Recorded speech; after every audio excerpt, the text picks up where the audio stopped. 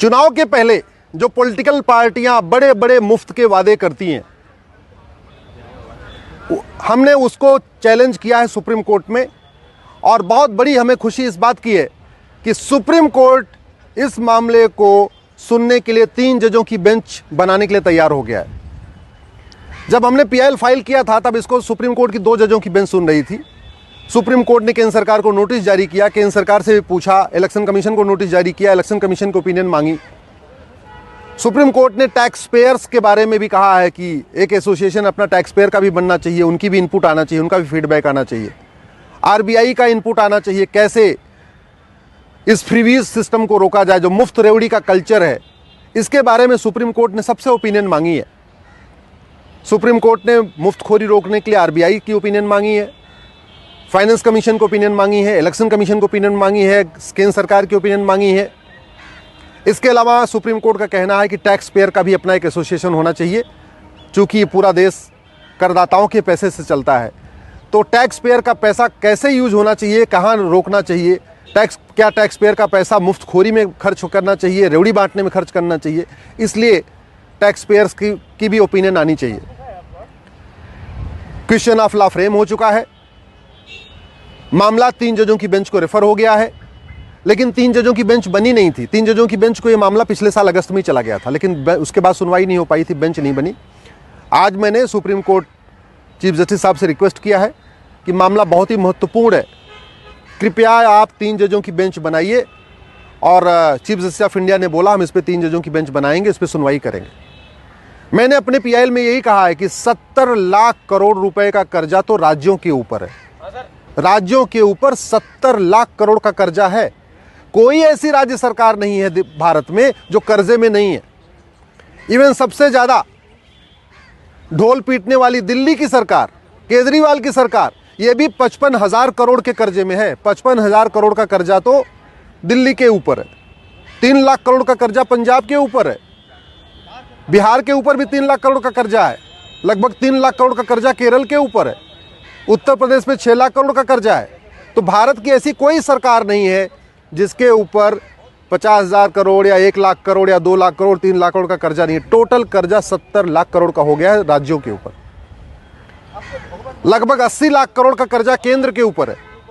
तो अगर पूरा देखें तो भारत इस समय 150 लाख करोड़ के कर्जे में है, 150 लाख करोड़ के कर्जे में।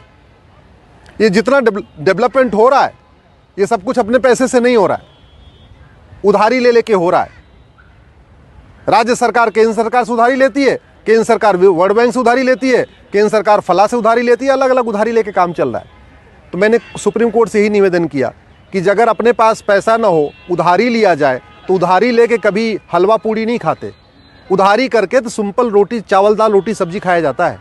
लेकिन चुनाव जीतने के लिए पॉलिटिकल पार्टियां उधारी भी कर रही हैं, उधार लेती चली जा रही हैं, और लेते लेते लाखों करोड़ का 70 लाख करोड़ राज्यों के ऊपर कर्जा हो गया। इसके बावजूद जब भी कोई चुनाव आता है तब फिर से शुरू हो जाएगा, हम स्मार्टफोन देंगे, कोई कहता हम कलर टीवी देंगे, कोई कह रहा हम वॉशिंग मशीन देंगे, कोई कह रहा हम मंगलसूत्र देंगे, कोई कह रहा कुछ देंगे। फंडामेंटल राइट तो पूरा हो नहीं पा रहा है।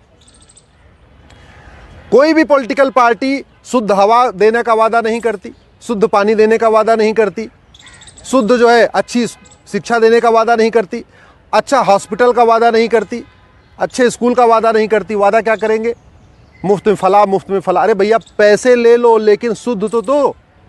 शुद्ध हवा, शुद्ध पानी, शुद्ध भोजन दे नहीं पा रहे, शुद्ध सब्जी दे नहीं पा रहे, शुद्ध फल दे नहीं पा रहे हो, और कह रहे नहीं हम तो फ्री में पानी देंगे, फ्री में बिजली देंगे, और फ्री में वॉशिंग मशीन देंगे, और फ्री में मंगलसूत्र देंगे। इस पर रोक लगाना ज़रूरी है। अगर हमने नहीं रोक लगाया तो याद रखिए लंका की क्या हालत हो गई है आप सबको पता है, पाकिस्तान की क्या हालत हो गई आप सबको पता है, अफ़गानिस्तान की क्या हालत हो गई है सबको पता है। वहाँ की अर्थव्यवस्था चरमरा चुकी है। भारत में जिस तरीके से कर्जा लेके हलवा पूड़ी खाया जा रहा है, जिस तरीके से कर्जा लेके भी लूटपाट चल रही है, जिस तरीके से इतना देश के ऊपर कर्जा, इसके बाद भी भ्रष्टाचार कम नहीं हो रहा है, मुफ्तखोरी बढ़ रही है, इस पर अगर रोक नहीं लगाया गया आने वाले टाइम में हमारी इकोनॉमी भी कोलैप्स हो जाएगी। आप सब भी इस पर आवाज़ उठाइए, मुफ्तखोरी के ऊपर आवाज़ उठाइए, मुफ्तखोरी के खिलाफ बोलिए, सोशल मीडिया में लिखिए, इस वीडियो को अधिक से अधिक शेयर करिए, लोगों को पता तो चले कि ये जो राज्य सरकारें मुफ्त का वादा करें उनके ऊपर कर्जा कितना है। दिल्ली जहां मात्र 2 करोड़ की जनसंख्या है, खूब टैक्स भी आ रहा है, खूब लोग टैक्स भी दे रहे हैं, उसके ऊपर भी 55,000 करोड़ का कर्जा है दिल्ली जैसे राज्य के ऊपर। यूपी, बिहार, बंगाल की तो आप बहुत पीछे छोड़ दीजिए।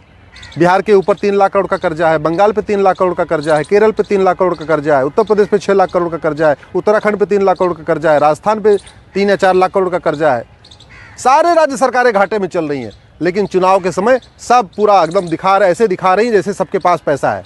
और एक बात और, ये जो पॉलिटिकल पार्टी वादा करती है ना मुफ्त में देने का, ये कोई अपनी फंडिंग से नहीं करती हैं। कोई पॉलिटिकल पार्टी जो उसको चंदा मिलता है उससे कुछ भी फ्री में नहीं देती है। जो यहाँ पे करदाता टैक्स देते हैं उन्हीं में ही अपना नाम कमाती है। तो पैसा करदाताओं का और नाम कमाती हैं पॉलिटिकल पार्टियाँ।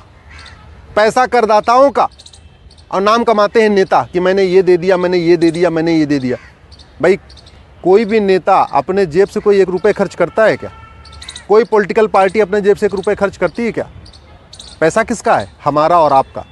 तो हमारा आपका पैसा सही से उपयोग हो, सही जगह उपयोग हो, उसका दुरुपयोग न हो, मुफ्त रेवड़ी में उसका दुरुपयोग न हो, इसके खिलाफ आवाज़ उठाइए। अगर आप ऐसे ही पॉलिटिकल पार्टियों के बारे में सोचते रहेंगे, अगर आप पॉलिटिकल पार्टियों से ऊपर नहीं उठेंगे, दल गुलामी नहीं छोड़ेंगे, राष्ट्र के बारे में नहीं सोचेंगे, तो याद रखिए हमारी आने वाली पीढ़ियों का वही हाल होगा जो आज लंका में हो रहा है, जो पाकिस्तान में हो रहा है, जो बांग्लादेश में हो रहा है, जो अफ़गानिस्तान में हो रहा है। वही हाल हमारे बच्चों का भी होगा। मैं आपसे निवेदन करता हूँ, प्लीज़ दल गुलामी छोड़िए, पॉलिटिकल पार्टियों से ऊपर उठिए, सपाई बसपाई भाजपाई नहीं, सबसे पहले भारतीय बनिए और जो सही है उसको सही बोलिए, जो गलत है उसको गलत बोलिए। अपने अपने सांसदों विधायकों से कहिए ये मुफ्तखोरी बंद करें, मुफ्त रेवड़ी बंद करें। पहली बात, शुद्ध हवा, शुद्ध पानी, शुद्ध क्या बोलते हैं, फल, अच्छा स्कूल, अच्छा हॉस्पिटल, अच्छा सड़क बना के दे दें, अच्छी न्यायिक व्यवस्था बना के दें जिससे मुकदमे का फैसला 1 साल में हो जाए, अच्छा पुलिस सिस्टम बना के दें जिससे क्राइम कंट्रोल हो। तो करप्शन कंट्रोल करने की बात नहीं करते, क्राइम कंट्रोल करने की बात नहीं करते। इलेक्शन के पहले कुछ मुफ्त का वादा करते हैं, जीत जाते हैं। उनको भी पता ये जनता पागल है, जनता इससे कोई लेना देना नहीं। उनको भी पता है कि जनता को भी ये नहीं समझ में नहीं आता कि पैसा उसी का है। तो आप ही के पैसे को बर्बाद किया जा रहा है, आप ही के पैसे से आपको कुछ मुफ्त में दे दिया जाता है। आप खुश हो जाते हैं कि हमको मुफ्त मिला। याद रखिए कुछ भी मुफ्त में नहीं है, सब कुछ आप ही के पैसे से हो रहा है।